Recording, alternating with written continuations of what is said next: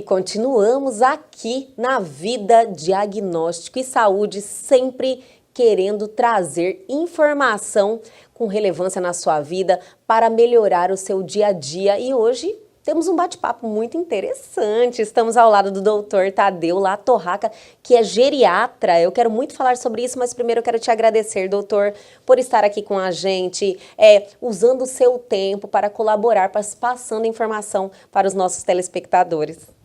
Elga, eu que agradeço a oportunidade aí de poder estar contribuindo aí para a população, né, passando informações e participando do programa Elga e Você, aí, que é o maior sucesso aí da audiência. Ai, adoro, a gente fica feliz, né? Doutor, falar de saúde é muito importante, que as pessoas, assim, se utilizam muito as informações para melhorar o seu dia a dia, a sua vida, inclusive, doutor, para fazer as escolhas certas, né?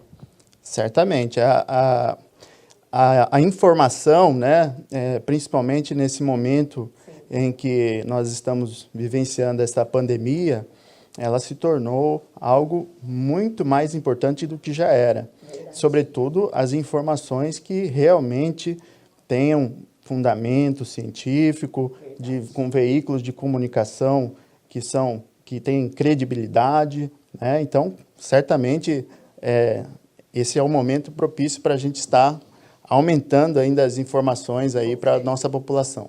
Nós fazemos isso assim, ó, diariamente, doutor. Mas voltando lá, o senhor é geriatra, você, porque o doutor é muito novo, é geriatra e geralmente quando se ouve falar de geriatra, fala, olha, é um médico que cuida de idosos. Eu quero saber até mesmo o porquê da sua opção pela geriatria e quanto nós podemos, assim, olhar com amplitude para esse segmento, sabe? Desde quando nós podemos iniciar o tratamento com o geriatra? O que isso muda na sua vida? Perfeito. Elga, a formação em geriatria, ela é uma formação que exige que o médico tenha um período que antecede a especialização de geriatria em uma área generalista. Então, isso faz com que o geriatra possa atender não só idosos, aliás, atende muito bem, com toda a expertise, os não idosos também. Então, para aquelas pessoas que querem começar desde cedo fazer o seu acompanhamento geriátrico, ele vai, com certeza, essa pessoa vai se beneficiar, porque quando chegar na idade mais da idade do idoso, ela já vai ter um médico que a conhece muito bem, já tem o seu histórico, já conhece. Acompanhou, né, doutor? Cada detalhe da vida dessa pessoa.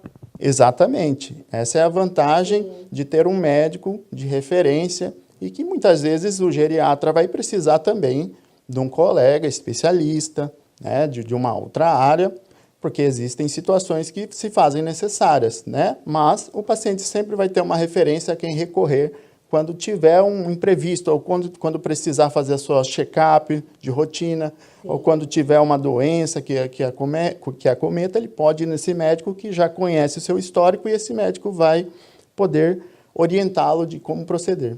Doutor, e as pessoas, elas têm aderido, assim, as pessoas têm buscado mais precocemente, que não seria precocemente, acabamos de descobrir que você pode, antes de ser considerado idoso, que é hoje em dia legalmente aos 60 anos, né, doutor? As pessoas têm aderido a ir se tratar com geriatra com mais antecedência? Certamente, Elga. Hoje nós temos uma demanda cada vez maior pela especialidade, tendo em vista o envelhecimento populacional e também aos veículos de comunicação que levam a informação correta à população e mostram a importância de se fazer o acompanhamento com o geriatra para evitar, né, muitas vezes, uma cascata de exames, de medicamentos, porque o idoso, ele se vê numa situação em que ele não sabe como agir e ele vai procurando vários médicos ao mesmo tempo e nem sempre ele consegue administrar tudo isso. Então, o geriatra, ele age também como um gestor, organizando tudo isso na vida desses pacientes. E quando o paciente começa a fazer o acompanhamento geriátrico, a adesão é maravilhosa. Eles já se sentem muito seguros e acolhidos. Nossa, o que o senhor falou fez muito sentido. Eu sempre ouço muito falar sobre isso, que cada profissional tem uma visão diferente. Então, quando você busca de maneira assim separadamente, agora, quando você concentra, a pessoa pode realmente te dar aí um respaldo melhor da sua situação, né? Com certeza. O fato da pessoa ter um médico de referência faz com que ele consiga ter informações mais rápidas e direcioná-lo da melhor forma possível, né? Quando a pessoa vai em diferentes médicos e não tem um médico de referência, ela fica suscetível a se confundir, a tomar medicações em excesso, né? E isso também pode ser prejudicial para ele. Com certeza, viu aí. Doutor, e qual é a idade que você já pode dar início? Então, como eu disse anteriormente, não existe uma regra que determina em que fase a pessoa deve ir ou não ao geriatra, né? Considerando no Brasil, o idoso é a partir de 60 anos. Mas hoje é muito frequente no nosso consultório, no nosso dia a dia, pacientes de 40 anos, 45 anos, né? Mulheres que estão entrando às vezes na menopausa, já querem começar a fazer um acompanhamento. E isso é uma coisa que vem acontecendo com naturalidade e tá Isso é muito bom, né, doutor? Com certeza. E as pessoas ficam satisfeitas e a gente consegue promover uma saúde boa para as pessoas. Qualidade de vida sempre. Doutor, eu acredito que a sua profissão foi muito buscada também por esse momento que nós estamos vivendo de pandemia e que os idosos foram alvo no início, né? Eu não sei se continua o mesmo quadro agora de mortalidade, mas os idosos sofreram muito. Por quê?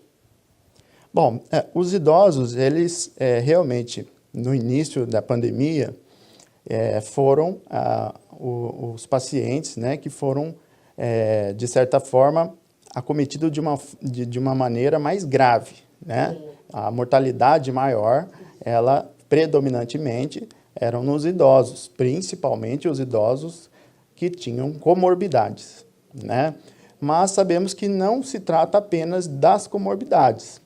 Tem a ver também com o seu histórico, né? O seu grau de funcionalidade, né? Aqueles idosos que são mais independentes ou que tinham uma vida mais ativa e que praticavam exercícios ou que faziam seus exames de rotina, ainda que sejam idosos, conseguiram também ter a Covid e conseguiram se curar, né? Então, não tem muita relação com a idade. Embora a idade seja um fator de risco, ainda que a pessoa seja idosa, se ela estiver em boas condições clínicas, com a sua funcionalidade preservada, isso tende a favorecer o desfecho do seu quadro na Covid. Olha que maravilha, ótimo essa notícia, porque às vezes a pessoa fala, nossa, já estou com medo porque estou com uma idade avançada, mas tudo tem a ver com a sua condição pessoal, né, doutor? Exatamente.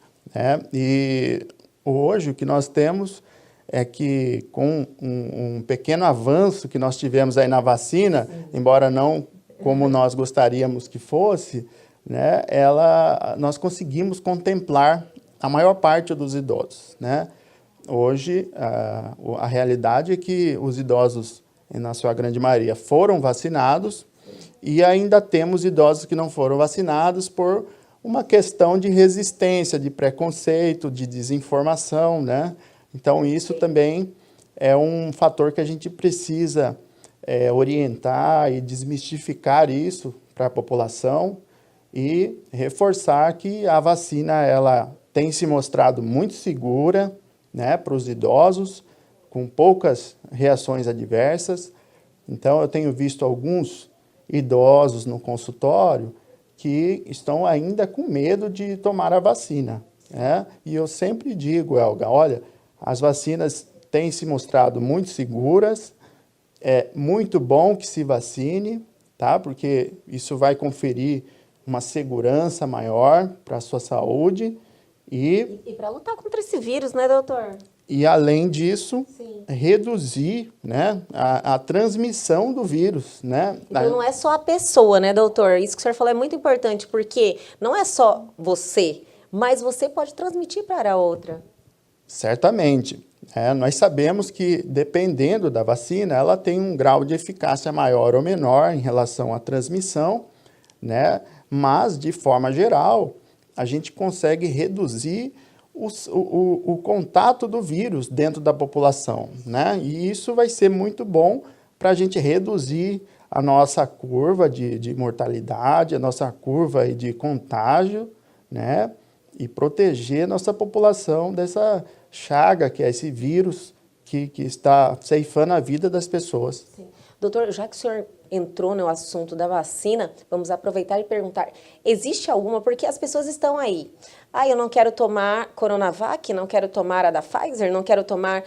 Existe mesmo essa diferença? Existe alguma melhor? Ou o senhor recomenda todo mundo tomar as que estão aí disponíveis? O correto é tomar a melhor vacina, é a vacina que tem, tá? O que existe de diferença é a redução do contágio da doença. A pessoa que tomou uma determinada vacina, ainda que esteja vacinado, ela pode ainda contrair o vírus. Mas o que acontece é que a gente consegue reduzir, e muito, quase a 100% em alguns estudos, a mortalidade. Então, a pessoa, ainda que contraia o vírus, ela estará protegida, com a sua vida protegida. Então, não precisamos nos apegar a números de eficácia, números de... Não, o objetivo, além de reduzir a transmissão, é de salvar vidas. Então, não devemos nos preocupar com qual vacina que está disponível. Nós sabemos que as vacinas disponíveis passaram por um crivo da Anvisa, né, com estudos, e passaram por diversas fases de estudos, e para ela chegar a ser oferecida à população, é porque ela se mostrou segura e eficaz. Então, vocês aqui da Vida Diagnóstica e Saúde, vocês preocupam bastante com prevenção, e a vacina é uma prevenção, né, doutor? É algo que as pessoas já está presente no mundo, na humanidade há muito tempo. Então, vocês, como um profissional sério, com credibilidade de saúde, passando essa informação às pessoas que estão nos assistindo, eu tenho certeza que as pessoas param para refletir e deixe de se influenciar por notícias que às vezes não têm um cunho seguro. Exatamente, né? O que nós temos observado é que com as redes sociais hoje praticamente dominando aí as informações, né? Abre um espaço para notícias que são fake news, né? Nós não podemos nos deixar levar por fake news. Sempre que tiver uma informação, nós não podemos, antes de checar a sua origem, checar se realmente é verdadeira, nós não podemos passar adiante, não podemos compartilhar, porque isso vai prejudicar toda uma tentativa de oferecer a melhor comunicação, a melhor informação para a população. E muitas vezes tirando vidas, né, doutor? E que vai ocorrer é que a disseminação de informações falsas vai contribuir para o lado do vírus. Então, se você está do lado da vida, não compartilhe fake news.